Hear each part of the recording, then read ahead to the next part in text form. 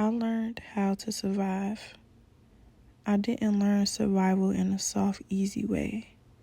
My inner resilience was born from exhaustion, being tired, guarded, maybe even a little hardened.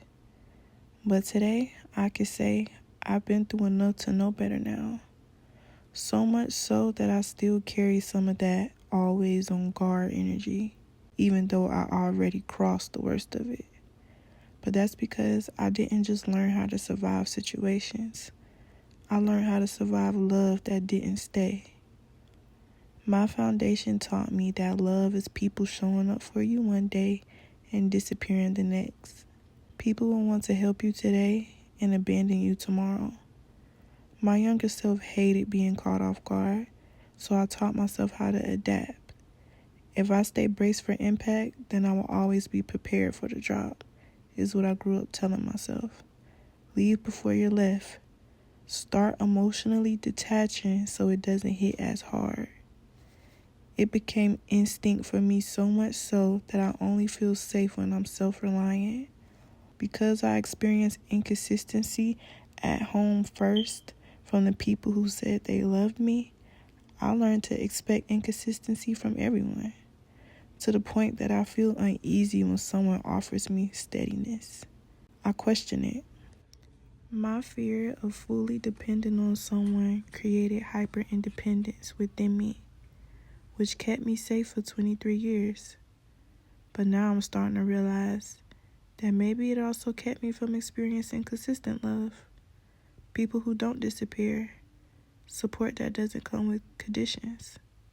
So yeah, I learned how to survive love that doesn't stay, but I haven't fully experienced what it feels like to be loved by something that does stay.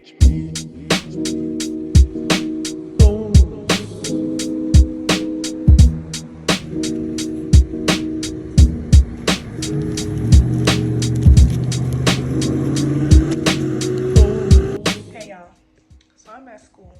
We're taking a break, a 15-minute break. So I'm actually very irritated because, just like I said in one of my previous vlogs, the bus that I was on was late and made me miss the next bus I was supposed to catch. But it was an easy fix last time. This time, the bus was late, made me miss the bus I was supposed to catch.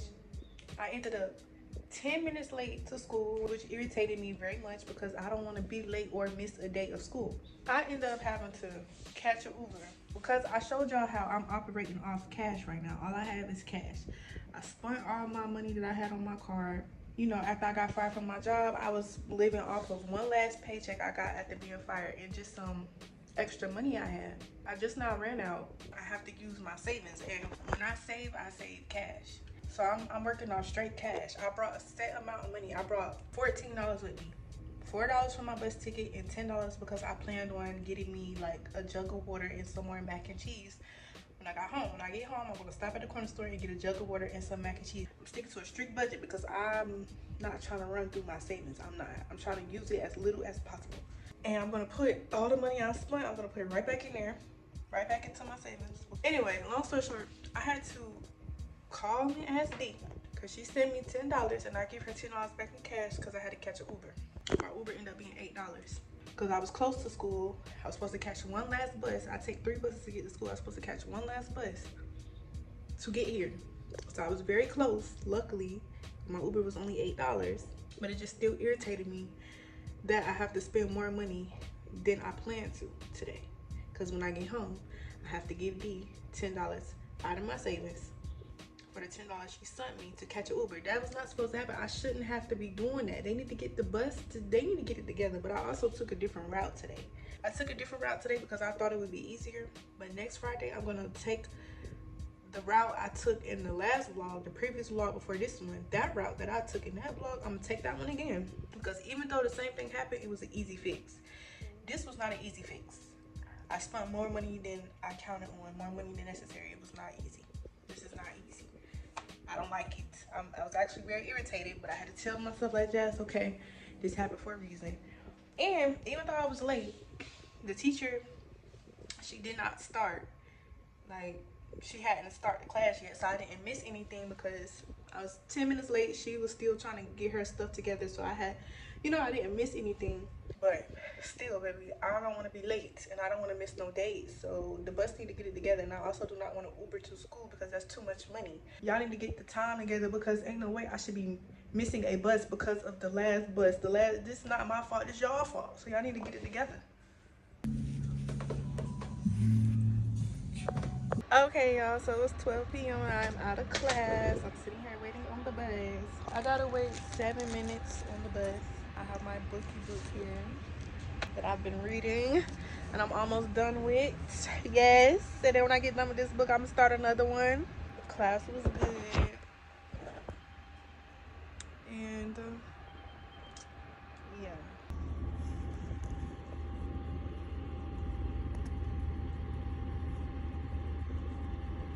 So it's about 8 p.m. y'all, and I'm on wind down. I actually just woke up from a nap, so I've been wind down a long time ago. The pimple that was next to my lip went down. Thank you. This morning when I woke up, it was actually big, so that means the pimple patch actually worked because it went down so much. Y'all, so today was pretty hectic. So I woke up at 6 a.m. I got ready for school. I take 3 buses to get to school. I go to school every Friday for right now. And when it's about May, it's going to pick up to more days. But for right now, it's just every Friday. And I also won't be going to the same campus the whole 6 months. I actually transition between 3 campuses throughout the 6 months. I took 1 bus all the way to the transit. I got off at the transit and I got on my 2nd bus. The 2nd bus was late and it made me miss the 3rd bus. So I ended up having to call D, ask her to send me $10 because I only had cash. She sent me $10. I ordered myself a Lyft. When I got home, I had to give D back the cash. I told her I would give her back the money in cash. So that's what I did. So I've officially spent $45 out of my savings, y'all, which, you know, it's okay because I'll put it back. When my independent work, I get paid instantly right after I complete a shift. So I will be putting my money back. But I do have to pay my phone bill tomorrow. That's another $50 I have to take out. And I have to take out another, like, I'm going to have to take out $70 tomorrow because I have to catch an Uber to my first place I'm working at on Monday. And Monday, I'm working at 2 different places on Monday.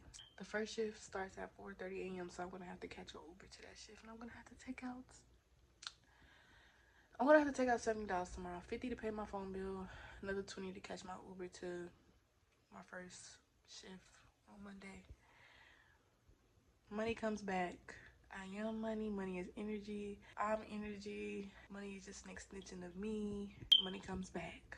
I also have a $400 ticket that I have to pay, but I'm hoping to get that reduced, but we'll talk about that when that time comes because I'm going to the court date. But anyway, y'all, I got to school. I've had 3 classes so far because, like I said, I only go to school once a week right now, every Friday. And every time I go to school, it's a different teacher and it's a different class. Let's see what I gotta say about my teachers. The first class I had with the first teacher, which was a Black woman, she's my least favorite so far because she talked too much about her family. Like the whole class, it felt like she just kept talking about her daughter and her husband. And it's like, okay, it's nice to hear little funny stories about your family, but not repeatedly, constantly throughout the at first it was cute, but she kept bringing them up and talking about it so much that I noticed. It's like, okay, lady, all right, we get it. The second teacher I had for my 2nd class last week, he has been my favorite teacher so far. He was a Black man and he acknowledged me in a way that made me feel so special because he asked the question, I had gave an answer that he said he's never heard no one gave the answer that I gave before, and he has taught that class hundreds, thousands of times. He's been a teacher for a long time. Which class was that? We was talking about, let me show y'all, hold on. In the first class I had, we talked about verbal communication skills. This is the class where the teacher kept talking about her daughter and her husband, OD. This is a personal accountability and professionalism. This class was the class that has been my favorite so far, and the black man, my favorite teacher so far, because he had asked what is my definition of accountability, and I said my definition of accountability is self-blame. And he said throughout his 20 years of teaching this class hundreds of thousands of times, he has never heard not one student define accountability as self-blame. He ended up writing down what I said, and he was just so impressed, especially because before he even asked that question, I told him that I feel like I have great accountability skills.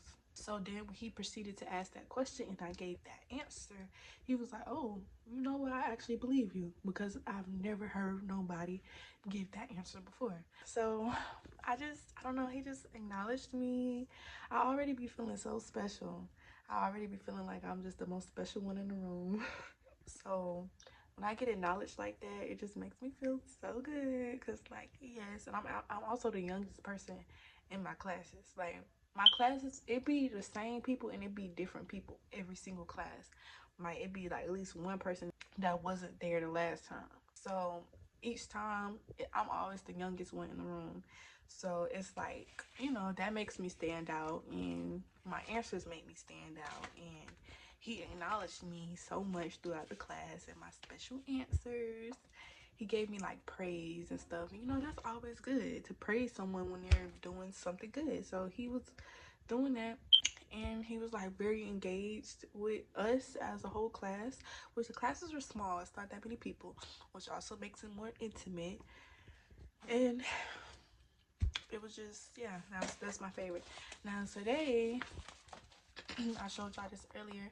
This is Principles of Teamwork, Collaboration, and Trust. And there was a white lady who taught that class. She was going to be my favorite until class went on, and I was like, she's good. Like, I like her charisma. I really liked her charisma, but she wasn't as engaged with us. But she wasn't, I still liked her though, just not more than a black man. She just wasn't as engaged. She was kind of more so going through the instruction, and she would ask questions, but she kept calling on the same people, and she wasn't really calling on me. Not that we were raising our hands, she would just randomly ask a question and call on anybody, or she would go around the room and have everybody answer the question. But I feel like she didn't acknowledge me enough, so she didn't acknowledge me as much as the black man did, and I like to be acknowledged. So she was cool, but not my favorite. And she also brought snacks, so that gave her a lot of points. That gave her a lot of cool points because she brought snacks. So we was snacking throughout class. So that made her close. That made her a close runner up. But I would have to say the black man takes the cake because he engaged with us and me specifically, and he acknowledged me a lot. So, period. So we got done in class, and then I got on the bus, made my way back home. And while I was at the transit, y'all, I was sitting, waiting on my bus, just relaxing. And there was this homeless person next to me. And I had cash on me. And I'm big on giving, y'all. Like, my spirit be telling me to give. It just be like, I can't, it's like I can't have cash and interact with the person that I know needs it without giving it to them. I sat there for like a good, maybe like a good 30 minutes waiting on the next bus. I was sitting there reading my book, chilling on my phone, chilling. And as soon as my bus came, I got up to leave, and it was just instinct. Like, I didn't even think about it. I asked the homeless person, I'm like, are you okay? He was really old. He looked like he was 80, to be honest. And he looked foreign. He looked foreign as fuck. Like, maybe like, I don't even know what to describe his, what is it, ethnicity, or is it, I think that's what it is. I don't even know how to describe it. Like, he looked like he came straight out of a like Indian tribe. I just reached in my purse and I pulled out the money, and it was $4. So I just gave him the $4. When I gave him the money, he grabbed my hand, he turned it, and he kissed it. And then he kissed my hand, and then he stuck his tongue out and started licking my hand. I snatched it away. Oh, I was so shocked. I was like, "Whoa!"